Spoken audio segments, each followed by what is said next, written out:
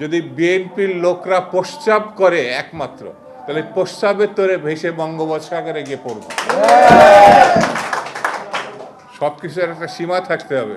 BNP নেতা শামসুজ্জামান দুদু হাসনাত আব্দুল্লাহকে উদ্দেশ্য করে বলতেছেন, বিএনপি নেতাকর্মীরা যদি একসাথে প্রস্রাব করে দেয় তাহলে তুমি বঙ্গোপসাগরে গিয়ে পড়বা। কাহিনীটা হচ্ছে, হাসনাত আব্দুল্লাহ এক বক্তব্যে বলছিলেন কুমিল্লায় বিএনপির কর্মসূচি পরিচালিত হয় আওয়ামী লীগের টাকায়। এর পরিপ্রেক্ষিতে দুদুভাই ওই মন্তব্য করেন। দুদুভাইয়ের কাছে প্রশ্ন রাখতে চাই, বিএনপির নেতাকর্মীদের প্রস্রাবে যদি এত জোর হয়ে থাকে তাহলে আপনারা গত 16 বছরে কেন প্রস্রাবের কর্মসূচি দেন নাই? আপনারা যদি প্রস্রাবের কর্মসূচি দিতেন তাহলে তো শেখ হাসিনা বেশি গিয়ে বঙ্গোপসাগরে পড়তো, আমাদেরকে এত অন্যায় অবিচার সহ্য করতে হইতো না।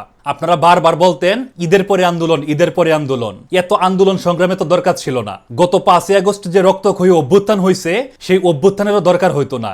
এতগুলো মানুষকেও তাদের জীবন দিতে হইতো না। শুধুমাত্র আপনি যদি আকবরায়া প্রস্রাবের কর্মসূচি দিতেন, ইশরাক হোসেনকেও মেয়র পদের জন্য নগর ভবন তালা দিয়ে রাইখা রাস্তায় আন্দোলন করতে হইতো না। আপনারা যে চাঁদাবাজি করেন, টেম্পু স্ট্যান্ড দখল করেন, সেগুলো নিয়েও কেউ আঙ্গুল তোলার সাহস পাইতো না। শুধুমাত্র আপনি যদি সঠিক সময়ে প্রস্রাবের কর্মসূচি দিতেন। আপনার একটা ভুলের জন্য বিএনপিকে 16 বছর যাবৎ পস্তাইতে হইতাছে।